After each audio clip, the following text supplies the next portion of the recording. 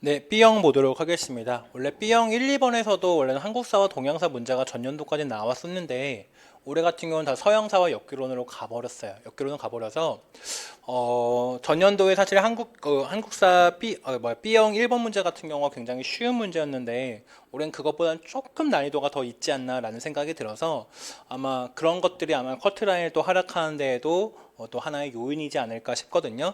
전년도가 이제 전공이 보통 서울 경기 기준으로 한 56점 정도가 필요했다라고 한다면은 올해는 TO가 좀 줄었음에도 불구하고 전 이 정도로 보는 것이 맞지 않을까라는 생각이 들어요. 물론 이거보다 조금 더 채점 여하에 따라서 살짝 내려갈 수도 있고 조금 더 올라갈 수는 있는데 기본적으로는 이것을 하나 메인으로 보시면 좋을 것 같고, 또 이제 내년 공부를 위해서 이 강의를 들으시는 분도 우리 전공 역사 시험은 80점 만점에 48에서 56점이 보통 일반적인 커트라인 선이니까 굉장히 어려운 내용들도 나오곤 하지만 그래도 상당수가 기출문제이고 하니까 여러분은 꾸준히 반복하시면은 분명히 합격하실 수 있다라는 생각들 잊지 마시기 바랍니다. 잊지 마시기 바라고요.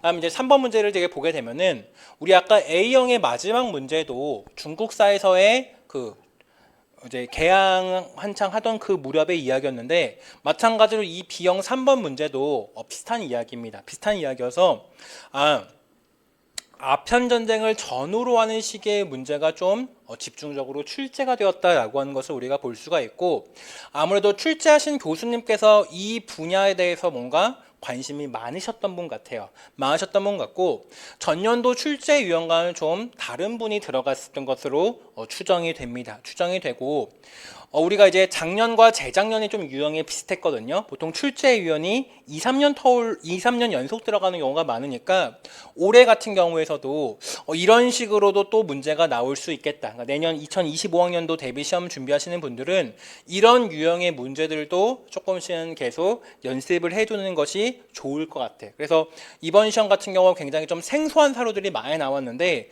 생소한 사료들로도 이제 다시 한번 대비해보는 연습을 하시면 좋을 것 같아요. 작년과 재작년에는 막 생소한 사료들이 그렇게 많지 않았는데 올해는 좀 생소한 사료들이 많아서 그런 것들 좀 대비하면 좋겠다라는 생각이 들고요. 먼저 이제 보게 되면은 기억에 들어갈 거는 우리나라에서, 즉 여기서 우리나라는 청나라를 가리키죠. 즉 우리나라에서는 기억을 설치한 초기에는 외국 선박에 들어와 거래하고자 한 경우가 겨우 20척이었다라는 이야기를 하고 있어서 여기 기억, 즉 청나라에서의 그런 무역을 관장하는 기구연 해관이라고 하는 걸 쓰시면은 되는 문제였다라고 보시면 좋을 것 같고요. 저는 여기에 유사 정답으로 월해관 같은 것들도 가능하지 않을까 싶어요. 왜냐하면은 원래는 4개를 개항했다가 광동무역체제로 일원화하고 있으니까 그것들도 일부 가능하지 않을까, 일정 부분 가능하지 않을까 싶어서 회관 이야기를 쓰시면 되는 거였고, 하지만 해관을 가지고 갑자기 물어보다 보니까 많이 당황하셨는지 정답률이 그렇게 높지는 않았습니다. 높진 않았고요. 그 다음 보게 되면은 설립 주체와 목적을 중심으로 니은과 니을의 차이를 서술할 것이라고 하는 문제가 있습니다. 근데 이번 시험 문제의 특징이 자꾸 이렇게 별표를 주고 힌트를 주고 있습니다. 근데 이 별표를 주고 첨언하는 이 부분에 보면은 이 회사의 이름이 무언가 서양식 회사다라고 하는 것을 주고 있습니다. 즉, 뒤에서 나와 있는 이 양행이라고 하는 것은 뭔가 서양 상인들이 만든 회사다라고 하는 것이 힌트로서 주어지고 있고요. 반면에 니은은 보게 되면은 청에서 원래 만들었던 양행이라고 하는 거, 청나라로부터 허가를 받은, 즉 청에 관허 상인이라고 하는 이들이 설립의 주체였을 것이다 라고 하는 것을 포인트로 잡고 쓰면 되는 문제였던 것 같아요. 그리고 목적이라고 하는 것은, 즉 청은 자유무역을 허용한 것이 아니라 관에 의해서 허락을 득하게 만든 상인들로 하여금 이걸 만들도록 유도를 하는 거거든요. 만들도록 유도를 하는 거고, 이들에게 서양 무역의 그런 독점적인 교역 권한을 주었다라고 하는 부분들을 쓰시면은 되지 않을까 싶습니다. 되지 않을까 싶고, 혹은 뭐 여러분이 답에 쓰신 대로 뭐 관세 징수라던가 이런 것의 업무를 혹은 뭐 서양과의 무역을 통제하기 위해서 이런 것들을 만들도록 유도하였다라고 하는 것들을 쓰셨다라고 한다면 모두 정답일 것 같아. 정답일 것 같고, 물론 이거를 단어의 개념으로 보면은 청의 관어상인들이 만든 건데, 이거를 책에 따라서는 혹은 뭐 저자의 문장에 따라서는 청조가 만들도록 하였다라고 쓰는 책들도 있기 때문에 관어상인뿐만 아니라 청조도 답으로도 조금 가능할 수 있지 않을까라는 생각이 들긴 합니다. 다만 그래도 주체라고 하는 것들은 일단 기본적으로 상인인데 청의 허락을 받았다라고 하는 측면에서 청조도 답으로 인정이 될 수도 있고 안 될 수도 있다 정도로밖에 말씀을 못 드릴 것 같고요. 다만 이제 서양과의 이런 독점 교역이라던가 관세 징수라던가 무역 통제라던가 이런 것들은 어지간히 쓰시면은 이것과 함께 1점이 가능할 것 같고요. 그다음에 목적이니까 서양 상인들이 이렇게 회사를 만드는 이유는 맞아요. 이들은 통제하고 독점하기 위한 교역을 줬다라고 한다면은 서양 상인들은 무언가 거기에 비해서는 자유로운 무역, 거기다가 자신들의 철저한 이익 추구, 원활한 상업 활동을 추구한다는 측면에서 이익 추구라던가 상업 활동이라던가 이런 내용을 쓰셨다라고 한다면은 모두 정답일 것 같고, 다만 이거를 제대로 다루고 있는 개설서가 우리가 보는 책 수준에는 많진 않아요. 그래서 많이들 틀리셨어. 물론 맞으신 분들도 있어. 맞으신 분들은 원래 양행 혹은 공행의 특징과 그다음 여기에 힌트에 나와 있는 무언가 서구스러운 거에 포인트를 맞춰가지고 추론해서 쓰신 분들은 맞았는데, 워낙 교육학부터 여러분들이 굉장히 피곤하셨다 보니까 많이 틀리셨습니다. 많이 틀려서 해관 맞았다라고 한다면 정말 잘했다. 틀렸다라고 한다면 어쩔 수 없다. 밑에 이 양행의 주체와 목적도 틀렸다라고 한다면 어쩔 수 없다. 맞았다라고 한다면 잘했다라고 볼 수밖에 없을 것 같고요. 그다음 디귿은 매판입니다. 매판인데 매판도 사실 우리가 보는 동양사 책에는 약간 부정적인 뉘앙스로 나와 있는 경우가 많은데 뭐 서양사 강조라던가 이런 데 보면은 조금 자세하게 나와 있긴 합니다. 그리고 매판은 사실 나중에 뭐 민족자본가라던가 지식인으로서 발전하는 이들도 굉장히 많습니다. 이 매판 가문에서 그런 식으로 발전하는 분들도 많아서, 예를 들면 우리 교과서에 수록이 많이 되어 있는 정관응이라던가 이런 사상가들도 다 매판 가문에서 발원하신 분들이야. 매판 가문에 속해 있던 분들이어서 이 시기에 이들에게 물자도 공급해지고 교역활동 과정 속에서 무역활동 과정 속에서 막대한 이득을 수취한 이들을, 막대한 이득을 축적한 이들을 매판이라고 한다. 그리고 그런 데서 뭐 정관은 같은 사상가라던가 개혁가라던가 이런 분들도 많이들 태동했다라고 하는 것들을 기억해 주시면은 좋을 것 같습니다. 근데 마찬가지로 매판도 많이들 틀리셨어. 맞으신 분들도 종종 있지만 많이들 틀리셨기 때문에 이 문제 같은 경우에는 1점 받아갔으면 잘했다. 혹시나 내가 갑자기 신내림을 받아서 4점 받았다라고 한다면은 오늘 저기 조상님께 한번 가서 절도 드리고 술도 뿌리고 하시기 바랍니다. 4점 받다면 조상신의 은혜고, 1점만 받아갔다라고 해도 선방했다라고 저는 개인적으로 생각을 합니다. 그 정도 보시면 될 것 같고요. 넘어가도록 하겠습니다. 넘어가서 그다음에 B형 5번인데요. 이거 올해 좀 많이 풀지 않았습니까? 많이 풀었는데 기억. 공법입니다. 우리 제 문제 시간에도 풀고 수능 문제로도 주고 여러 번 봤던 것 같아요. 니은, 직엽죠. 영정법입니다. 여기까지는 다 오케이입니다. 그리고 비총제도 전년도 문제가 독열이었기 때문에 제가 올해 모고때라던가 이런 데도 몇 번 냈던 걸로 기억을 하는데, 근데 이것도 특징을 2가지 쓰라고 하다 보니까 여러분들이 힘들어 하셨던 것 같아. 거기다가 나에 해당하는 전세제도의 특징을 2가지라고 했으니까 뭔가 나의 내용을 비벼 써야 되는 건가? 라고 생각이 들기도 해서 여러분들이 조금 더 어려움을 느꼈던 것 같은데요. 먼저 비총제라고 하는 건 뭡니까? 영정법 하에서 원래는 경차관이라고 하는 이들을 파견을 하다가 경차관이라고 하는 이들을 파견하지 않는 것을 비총재다라고 말씀을 드렸습니다. 그렇고 이 비총재라고 하는 것은 그러다 보니까 재해를 입은 것들 이런 것들을 다 어디서 판단을 한다? 호주에서 일단 1차적으로 판단을 해요. 그래서 여기에 보면은 올해의 연분 사목을 각도의 계본을 모아 상고하고 전달한 바를 참고하여 논의하고 있다라고 하는 이야기, 정했다라고 하는 이야기를 하고 있어서 호주에서 이런 것들을 정하는데 그런 것들을 가장 최고의 제일 먼저 참고하는 기준이 전년도의 과세 총액 등을 참고해가지고 올해의 세금, 전세로 얼마를 걷겠다라고 하는 것을 판단한다라고 하는 점들 보시면 좋을 것 같고, 두 번째로는 원래는 경차관을 파견하다가 이분들께서 추수 이후에 가지고 막대한 접대비만 요구하다 보니까 비총재로 간다라고 하는 거, 우리 사료로도 교재도 수록되어 있었고 문풀에서도 봤었는데, 그렇다라고 한다면은 경차관 파견 없이 수령에 의해서 조세가 분배된다, 전세가 분배된다라고 하는 측면을 썼다라고 한다면은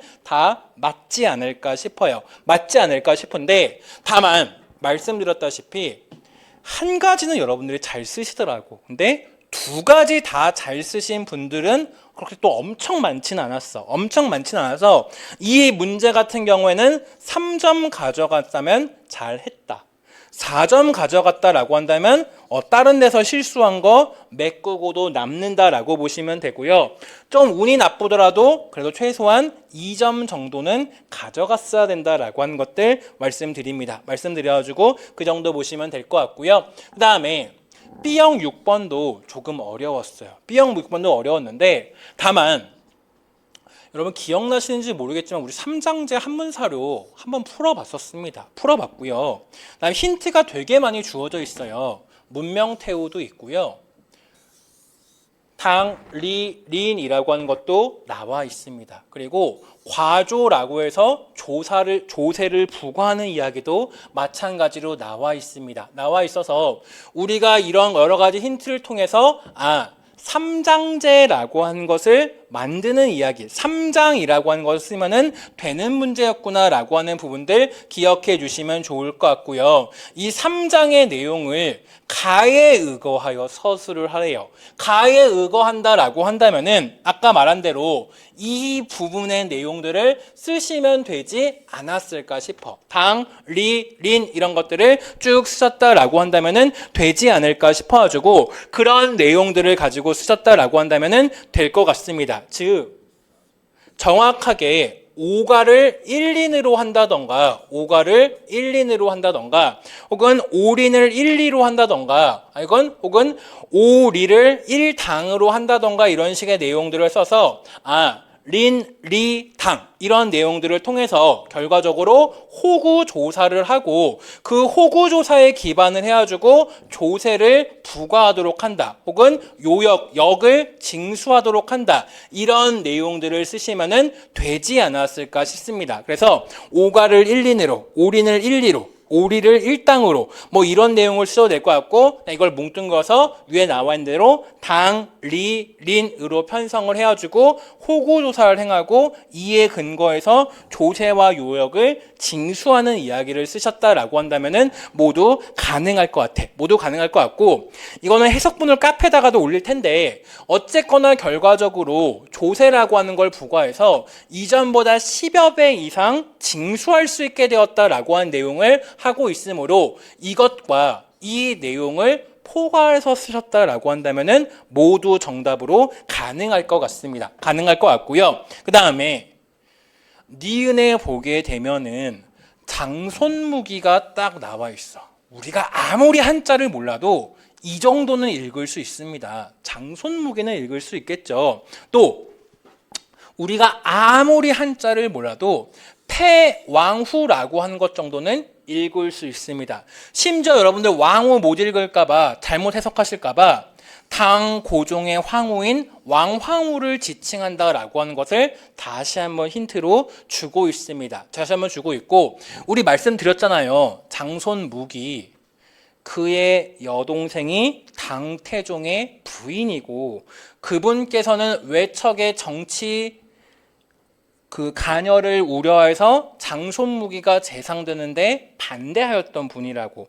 그래서 그분께서는 여칙이라고 하는 글을 썼고 여칙 내고 싶은데 냈다가 여러분들에게 암살당할까봐 안 냈다라고까지도 말씀을 드렸는데 어쨌거나 이 장손무기가 왕후를 패하는 거에 대해서 어떤 입장이었는지를 서술을 할 것이래요. 그렇다라고 한다면은 일단 여러분들이 이걸 정말 모르겠어도 이것만 보고 둘 중 하나다. 찬성, 오어, 반대다라고 해가지고 해석을 전혀 못 하셨는데 찍어서 쓰신 분들도 계세요. 찍어서 쓰신 분들도 있고 당연히 반대라고 하는 걸 썼다라고 한다면 다 오케이입니다. 오케이고요. 그 다음에 장손무기라고 하는 거 아까 말씀드렸다시피 어쨌거나 당태종의 부인 집안입니다. 당태종의 부인 집안이고 그렇다는 말은 적어도 권세가 있다.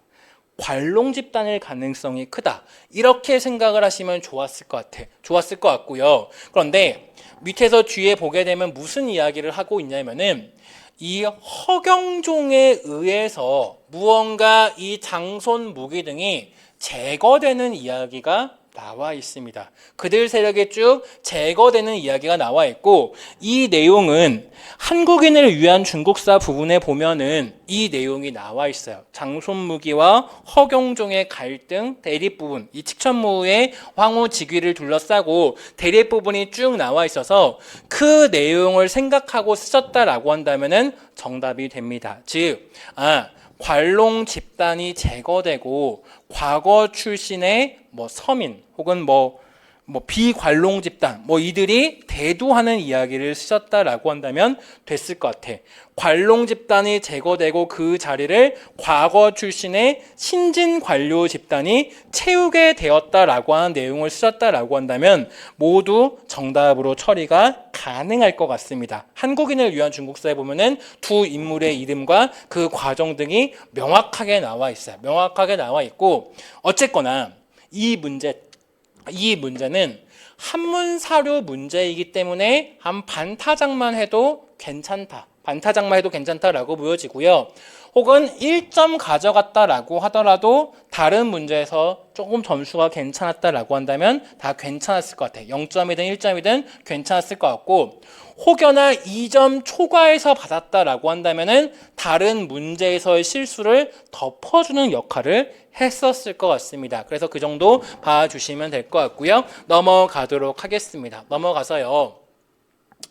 다음 7번 문제는 역교론 내용이고 8번, 9번 보게 되면은 먼저 저는 이 9번 문제를 되게 고민을 많이 했어요. 되게 고민을 많이 했고 저야 연구실에서 편안하게 이 문제를 푸니까 한참 보다 보니까 이런 것들을 답으로 잡으면 되겠구나라고 하는 게 떠오르지만 수험생 분들은 이 9번 문제가 되게 고민이 많이 됐을 것 같아요. 그래서 많이들 틀리셨을 것 같은데 먼저 강통의 사용론이라고 하는 거는 동양사 개론에 보면은 나옵니다. 동양사 개론에 나와서 이거는 맞았으면 정말 잘하신 거고 틀렸다라고 하더라도 보통 책 이름 쓰는 문제 이렇게 한두 번 나오는 책 이름 쓰는 문제는 틀려도 괜찮습니다. 물론 맞으신 분들도 제법 있지만 틀린 분들도 많기 때문에 틀려도 괜찮은 문제였다. 여기서 0점 가져가도 어쩔 수 없는 문제였다라고 보시면 되고 그 다음에 괄호 안에 디귿의 공통으로 들어갈 인명은 최근에 기출문제에 나온 인물이죠.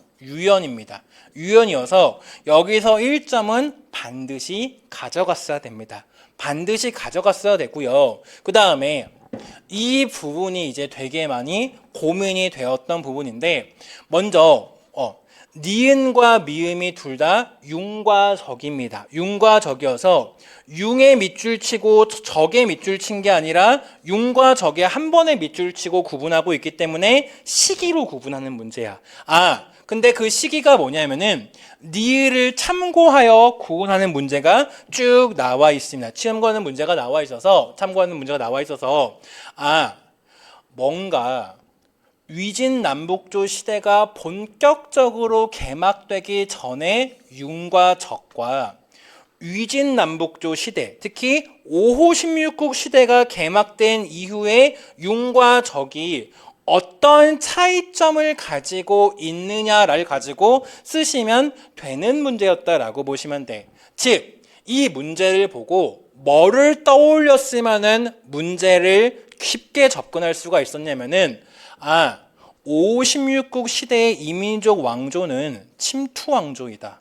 이거를 떠올렸다라고 한다면은 문제를 접근하기가 쉬웠어. 사실 이 문제가 어떤 의도인지 되게 궁금해서 저도 논문도 읽어보고 책도 찾아보고 전화도 이곳저곳 들어보고 이야기도 나눠보고 했는데, 근데 핵심은 교육과정 내용을 얼마나 잘 이해하고 있느냐를 가지고 내신 것 같아. 혹은 기출에 나왔던 주제들. 그래서 저 뒤에 것을 침투왕조다라고 본다면은 앞에 것은 침투왕조 이전에, 즉 어떻게 보냐에 따라서는 조공책봉 체제라고도 볼 수가 있고요. 어떻게 따라서는 한나라와 화친을 맺고 물자 수취에 집중하던 모습을 가지고 낸 거일 수도 있어. 물자 수취에 집중하던 문제를 가지고 낸 걸 수도 있어서 여기서 포커스를 맞춰가지고 각각 차이점을 서술했다라고 한다면은 다 정답으로 가능했었을 것 같습니다. 가능했을 것 같아서 뭔가 물자 수취에 주력하는 모습에 포커싱을 하나 하고, 그 밑에서는 관 내에서 국가를 수립한 다음에 수립하는 이야기, 혹은 관 내에서 국가를 수립하다 보니까 한족의 문화에 흡수되어 버린 이야기, 이런 융합되어 버린 이야기, 그런 이야기를 쓰거나, 혹은 관 외에서 국가를 만들어서 물자 수탈에 집중했던 이야기들, 그런 내용을 비교해가지고 서술했다라고 한다면 어지간한 것들은 다 정답으로 처리해 줄 것 같아. 아마 교수님의 의도는 교과서에 보면은 한나라 시대에 주변에 한나라에서 천자를 자임하면서 주변 국도를 책봉을 하고 그러면서도 현실적으로 힘이 안 될 때에는 물자를 줘가면서도 평화를 유지하던 이야기. 그러다가 위진남북조 시기 이후에는 주변 국가들이 관 내에 내려와주고 국가를 수립하는 상황들, 이런 것들을 비교하는 문제로서 의도를 내신 것 같고, 그렇다라고 한다면은 물자 수탈이건 관 내에 내려와서 국가를 수립하는 이야기든 어디다가 포커스를 맞춰서 서로 대비되게끔만 문제를 썼다라고 한다면은 다 정답으로 처리가 가능하지 않을까 싶어. 왜냐면은 그 특징을 정확히 구체적으로 잡지 않고 그냥 니을을 참고하여라고밖에 문제를 내지 않아서 이 니을에 보면은 우리가 굳이 여기 내려가지 않아서 국가를 수립하고 하는 것이 아니라 어느 정도 평화를 유지하고 있었다라고 하는 것을 이야기하고 있고, 밑에서는 아예 내려와서 국가를 수립하고자 하는 이야기들이 쭉 나와 있기 때문에 그런 것들을 비교해서 문제를 풀었다라고 한다면은 쉽게 갈 수가 있었는데, 다만 그렇게 차근차근 문제에 접근하기에는 다른 문제들이 너무 어려웠습니다. 다른 문제들이 너무 어려워서 이 문제 같은 경우에서도 그냥 기억에 들어갈 명칭이라던가 사용로는 정말 맞았다면 땡큐고, 그것이 아니다라고 한다면은 유연이라던가 여기서 1점 가져가고 나머지에서는 운 좋게 1점 정도 얻어 걸렸다라고 한다면은 정말 잘했다라고 생각이 듭니다. 그래서 이 문제도 그냥 2점 정도 가져갔다라고 한다면 잘했다라고 칭찬을 할 수 있을 것 같아요. 있을 것 같고요. 넘어가도록 하겠습니다. 넘어가서 자, 이제 마지막 문제인데요. 사실 이 화폐 부분이 2011이라던가 2012, 2013 그 언저리에, 즉 객관식 시험 때 2번, 3번 출제가 되었다가 요새 출제가 안 되던 부분이거든요. 안 되던 부분이고, 어쨌건 우리는 기출문제로서 여러 번 봤었죠. 1892년과 94년은 은본위제를 수립하려고 했었다. 그리고 은본위제를 수립하면서 둘 다 보조화폐로서 백동화를 주조하는 이야기를 드렸었습니다. 백동화를 주조하는 이야기를 드려서 이 화폐제도의 내용이라고 하는 거, 이 두 가지 내용에서 쓰셨으면은 다 오케이였다라고 하는 부분들 보시면 좋을 것 같고요. 그 다음에 우리 근대사 문제 풀 때 몇 번이나 말씀드렸어요. 고종 시기는 고종 몇 년?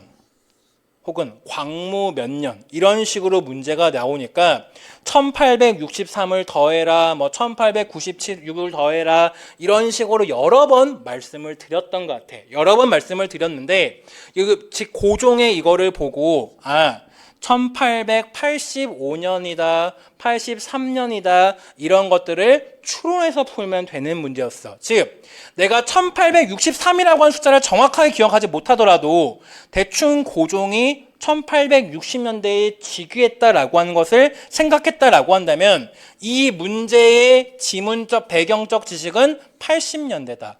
80년대다라고 한다면은 당백전 처음에 60년대에 주조하다가 취소하였고 그러면서 청전 유통시키다가 70년대에 고종이 친정하면서 청전 유통도 금지하였고 그 다음에 대안으로서 80년대에 주조하였고 그 주조 문제를 가지고 갈등이 벌어졌던 것이 급진파와 온건개합파였다라고 하는 부분들 여러 번 말씀드렸는데 문제로 되고 했는데 그렇다라고 한다면 당호전 쉽게 갈 수 있는 부분이었고요. 쉽게 갈 수 있는 부분이었고 그 다음에 그거를 주조하는 기관 전환국이었습니다. 그래서 전환국과 당호전은 제가 생각하기엔 맞았어야 되는 문제라고 생각을 하거든. 또